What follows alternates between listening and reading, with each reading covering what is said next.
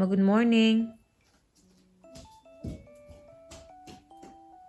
Good morning po sa inyo lahat. Una na po ako bumaba dito. Kasi tulog pa si Ana tsaka si Ruth.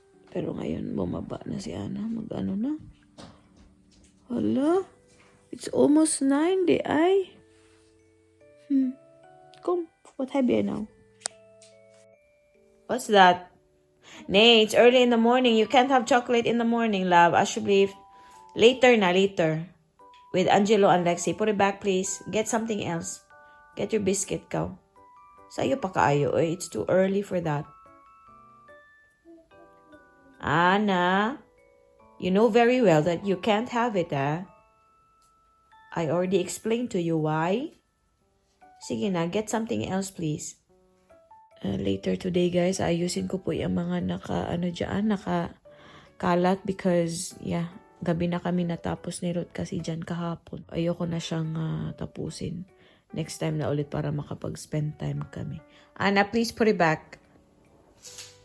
I want cappuccino, please. How sweet of you.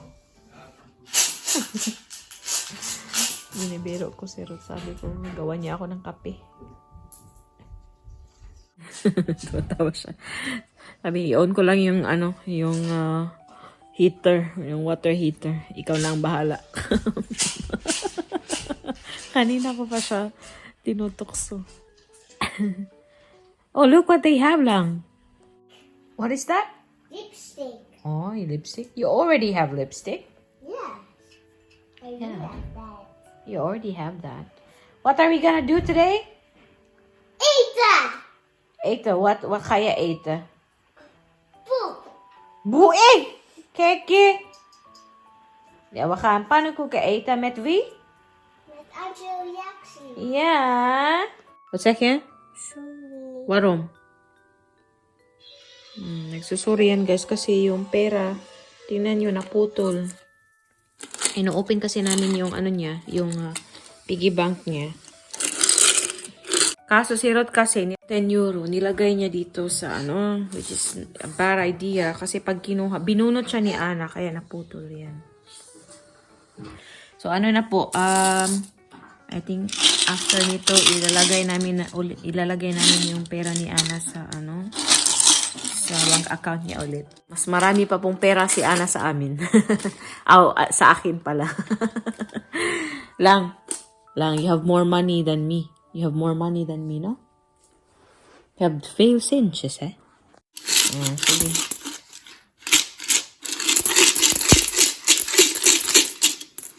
Ehot, bye na. Totoo yan po. Mas marami pang pera si Ana sa akin. Kasi lahat ng pera na niya pumupunta sa Pilipinas kasi nga sa bahay namin dun. Si Ana. Yeah, okay. Hala. Nawa, dili lagi magbutang og kwarta. Ayan na naman guys. Oh, ginaganito siya ni Rod. This is really a bad idea. Ganito. Akin na lang to. Can I have this? Die kan je wel gebruiken. Oh, can I have this one? Ja. Is that for me? Yeah? Are you gonna give it to Mama? Thank you lang. Si po pala, si Ana. Simula nung may Ana na kami, si Ruth nag-open po ng bank account for Ana. And then, every month, hinulugan namin siya. Hanggang sa... Mama, used to lumaki na siya. Makakabili na to. ezeltjes. Makakabili na to ng munting bahay tong batang to doon sa Pilipinas.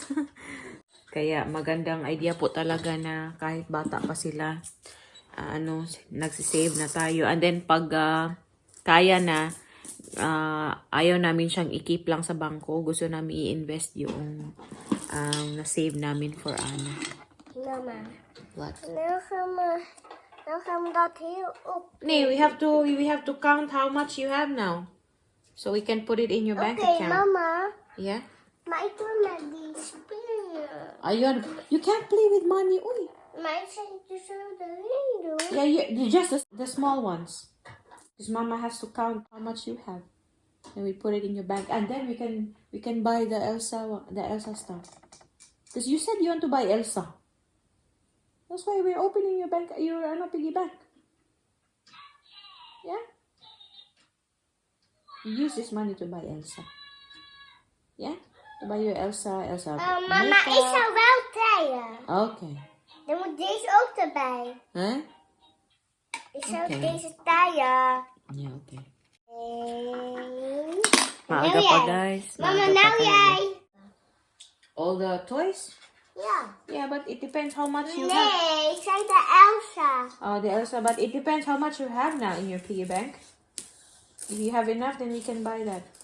Hinihiwalay po namin yung ano, yung mga sinsilyo. Sabi niya, ang tawag niya sa 5 cents, ano daw?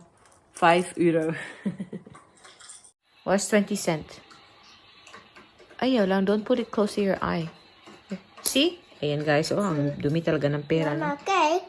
2-0. Oh, when it's 2-0, how much is that? 20. Toch? We have to wash our hands after this, huh? Because it's really dirty. Look. Mama, daar zit hij. What's Daar that? moet 2-0. 2-0, dat is 20, maar it's so fair. Nee. It's fair. There are 20, er zijn veel 20 cent hier. Ayan. Itag-10 ko na siya para mabilis i-count. Ayan, 105 euro, 61 cents. Lahat-lahat. Oh, pwede nang bumili si Ana ng Elsa. Kaya gusto niyang i-open yung kanyang piggy bank kasi may nakita siya sa YouTube na nag-review ng toys na Frozen ba. Gusto daw niyang bumili. Yan, pwede na siyang bumili. So, mag-save na naman ulit kami. Yung mga, yung mga barya na galing sa sa supermarket, yung mga ganyan. Pag may binibili kami sa labas, yun, nilalagay po namin dito sa kanyang piggy bank. Matagal na po ito, baby pa lang si Ana. Yan. There are already many cracks, Boang. Yeah. The piggy bank. Yeah. So, I think it will give up anytime soon. Kumakain na si Ruth. Kain na din po ako.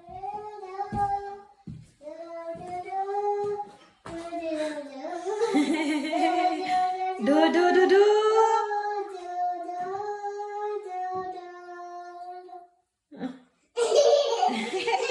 Tingnan, naabot naman ni sa floor ang tubig.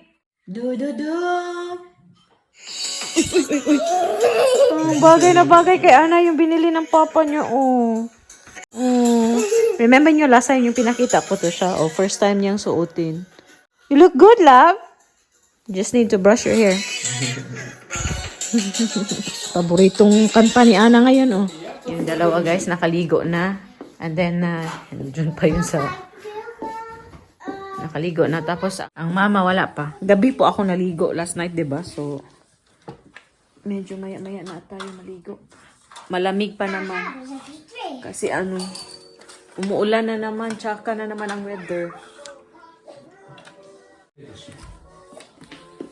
Ulat kaya ba? I don't know, we haven't seen text yet. If it's raining later, Bang, can you just please bring us? Ah, that's good. It can be rainy, yeah. Yeah. Magbabike sana kami, pero tsaka man ang weather. Kijk, het zijn al jouw centjes, ja? Papa, doe maar even opruimen.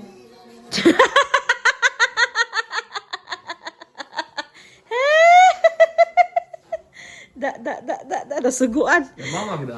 Nee, Mama gedaan. inuutos. Nee, toch? Mama heeft die gedaan. Ik heb die gemaakt. Inutusan ni Ana yung tata niya na ligpitin. Chill po muna kami ng konti dito, no? Kasi aalis din to si Ruth. Ihatid daw yung kaibigan niya. O, i-pick up yung kaibigan niya. Ihatid ba?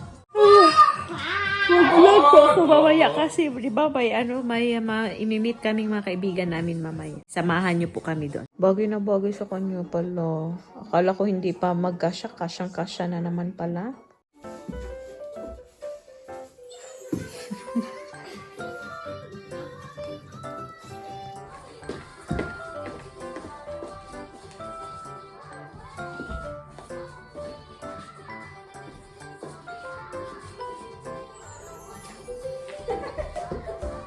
Okay, balik po ko. Ano lang?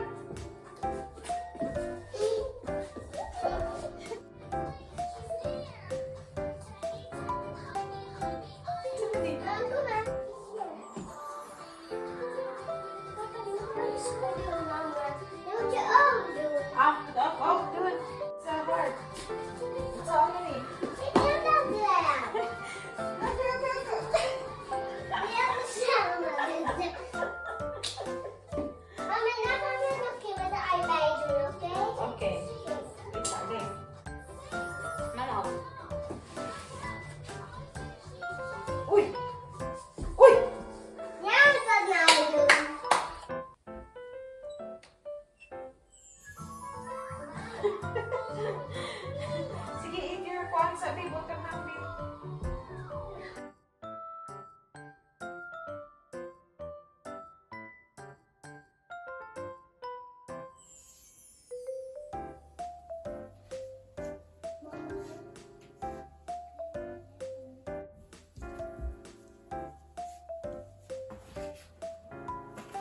Ay, naku, ang dami ko pang kailangang ayusin dyan. Pero anyway, weekend naman, so chill lang kami. Sabi ko sa kanya, doon siya kumain sa sa table. Pero yun, gusto ng iPad. Hayaan ko na lang weekend naman, bakasyon siya din. And sa ano po pala, sa Thursday, nakatext ko kasi yung nanay ni Noah, yung best friend ni Ana. Tinext ko kung pwede yung bata ulit dito sa amin. Tapos dadalhin ko sila kung okay ang weather. Dalhin ko sila sa ice cream salon. O sa ice. Anna, be careful. I should believe. What's that here? Ready to go. Yeah, but when you pull it, you have to be careful. Otherwise, if it falls on you and it's heavy, do it ow. What is this? Yeah.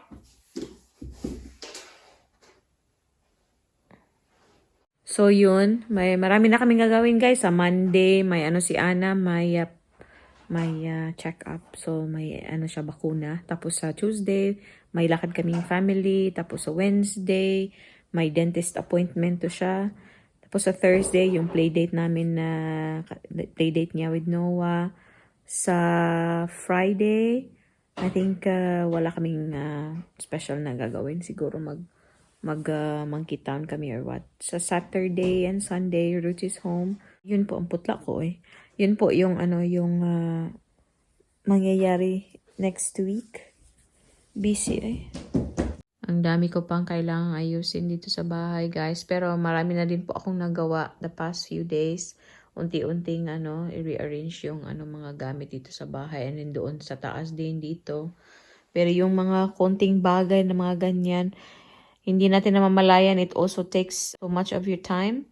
Pag-categorize, stuff like that. Ang dami kasing mga laruan si Ana dito na kailangan mo ding i-organize ng maayos ba. Yung kanyang book organizer, siguro dyan ko na lang ilagay dyan. Maliit lang kasi yun. Tapos yung ibang books niya, may books din siya sa bedroom niya para kasi nagbe-bedtime story sila every night ng kanyang tatay. Hindi ko lang po siya palaging nabivideo, no? Pero normally kasi pag we put her to sleep, yun, hindi na ako nagba-vlog ba. So yun normally yung routine nila sa gabi. Si Ruth po yung nagpapatulog talaga kay Ana. Yun yung time din nila together. Kasi namimiss siya ni Ruth kasi nga hindi sila magkasama the whole day. So pagdating ni Ruth, after nila kumain, maglalaro yan sila. Tapos Ruth gets her ready to sleep and then nagbabasa ng libro. Si Ruth po nakaalis na pala and then I told him to grab chicken. Same chicken na kinakain namin from the market. Yun. Naglalaway na tuloy ako. Yun na yung kakainin ko and then kasi magpa-pancake kami mamaya. Iba po yung pancake dito sa Netherlands. So ipakita ko sa inyo yung yung nila dito. Para kasi siyang crepe ba. Yun, and kahit anong toppings yung nilalagay dito sa Netherlands kasi. So yun, ipakita ko sa inyo. Maraming salamat dun sa mga nag-comment na i-try kong mag daily vlog. So yun, tinatry ko po siya and so far okay naman. Kailangan lang talaga to manage my time kasi alam nyo naman, nagtatrabaho po ako. Yung trabaho ko is like 25 hours per week. Then may estudyante pa ako. Tapos may bahay pa tayong inaasikaso. And then yung schedule ko kasi hindi siya straight na nag-work ako ba. Sa morning nag-work ako, uwi ng bahay, prepare ng lunch namin ni Ruth, and then pick up kay Ana, and then spend time with Ana, play with Ana. Yung ganun, tapos magluto na sa gabi. Tapos balik na naman ako sa part-time. Yung ganun ba, hindi po dire-diretso yung aking schedule. Pero so far, it works for me naman and my family. Okay lang po ako as long as okay yung schedule namin. Yun naman talaga. Ano ko naman, yung paghahanap ko ng trabaho, pinostpone ko muna. Kasi may mga ibang plano po kami for the coming months.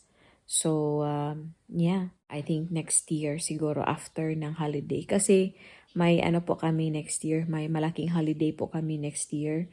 So, yeah, yun. After, kasi yung time din, yung schedule din.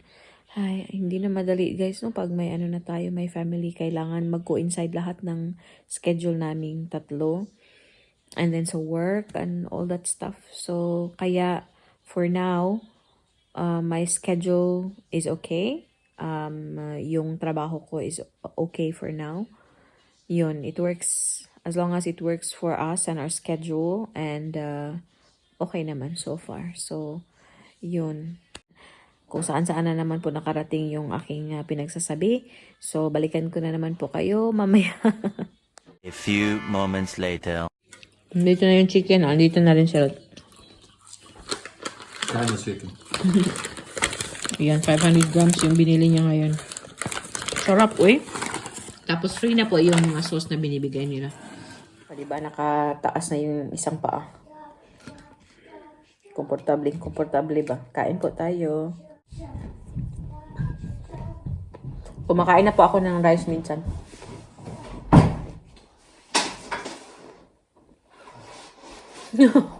Hey, look weer. Oh no, I thought you were gonna say something. Ik dacht dat je, ik dacht Wacht, als je dat iets ging zeggen.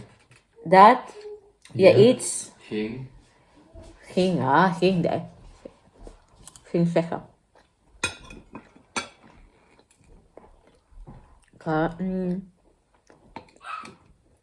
Konting rice lang guys, siguro mga ano, hindi umabot ng 100 grams. Beetje opschuiven, anders past het. Pantulog pa din tayo, no? Ano na po ako, patutulogin namin ng konti si Ana para hindi siya masyadong pagod mamaya, and then mag-ready na din ako. Mag-wash up na para presko na tayo. Sarap nito pag may suka eh.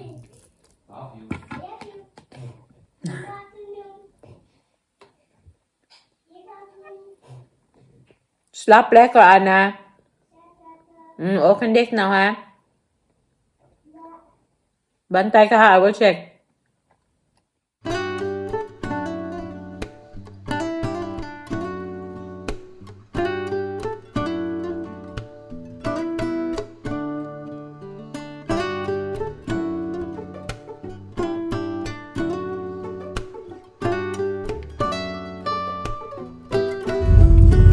Yan, papunta na po kami sa pancake house na saan yung rendezvous namin. Like on the way na din sila. Malapit lang naman kami. 7 minutes to 4 na. Pero because malapit kami, so magkakaabot tayo even before 4. Are you tired? Ha? Safe about time for this out. Oh. What moet papa doen? Papa zachtjes rijden? Papa moet nieuw auto halen. Gusto niyang magpalit kami ng sasakyan, guys. Pati yung in-laws ko magpalit daw ng bagong sasakyan because palagi daw masakit ang tiyan niya sa sasakyan namin tsaka sa sasakyan ng lulot-lulot niya. Diba?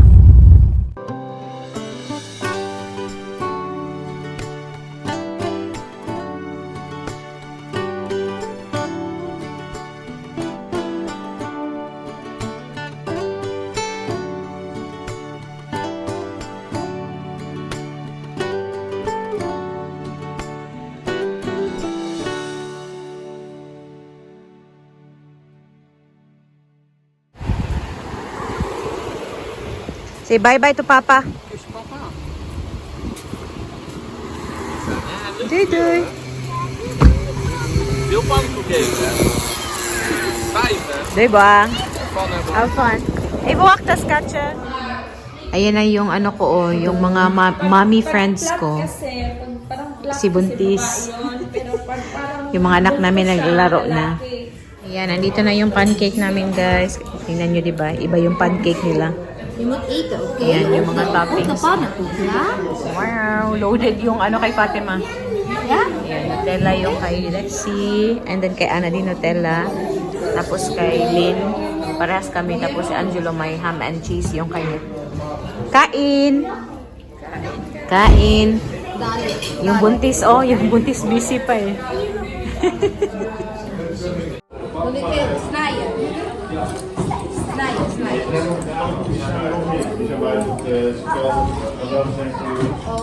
Ralph lekker hoor. Parang siyang pizza, naging pizza sis, no? Pero yung sa'yo, parang hindi ako makapanood. Parang pang Grabe. sabi nila buntis kasi daw. Parang ano nila, dalawa to. Ayun na, naghanap na ng okay. Naghanap na ng pizza. Can I order pizza? Let's see. A few moments later. Dat is leuk. Ja? Heb je lekker pannenkoek op?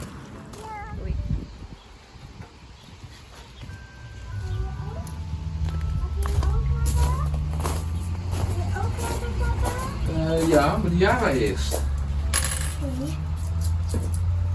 Ayan, pili kami dito. Hinatid po namin si Lexi tsaka si, si Lynn tsaka si Angelo. Have you I heard? think I received a fake €2. Oo. Yes. Papa. Ja? And dito kami, nag-drop by kami dito kasi malapit sa kanila. crazy. Mag, kami, ice cream. Deze.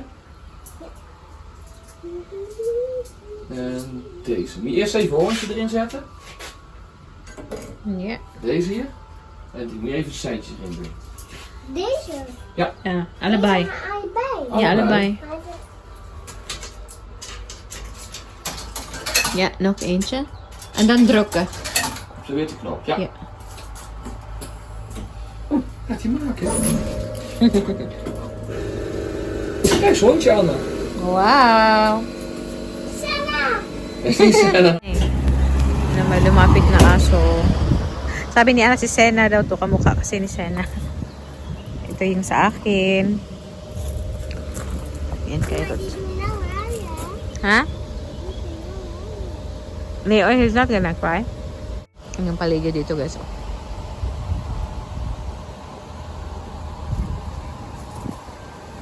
One eternity later. Hi guys! So, kanina po kami nakauwi, no? Ano na dito? Mag-aalas 9 na po and si Ana ando na sa kanyang kwarto. Medyo irritable po si Ana kasi pagod na kanina. Yun. And pinatulog ko na. Si Ruth po ay because Sabado ngayon. So, usually pumupunta po siya sa mga friends niya sa gabi. Doon sila naglalaro ng FIFA or basta nagsispend time sa kanyang mga kaibigan. Malapit lang dito yung kaibigan niya. May me time na ako. Manonood ako ng yung mga paborito kong show. And yeah, maganda po yung araw namin today. Walang masyadong ganap except yung sa pagkikita namin ng mga kaibigan kong Filipina dito. Malapit lang po yung sa kanila.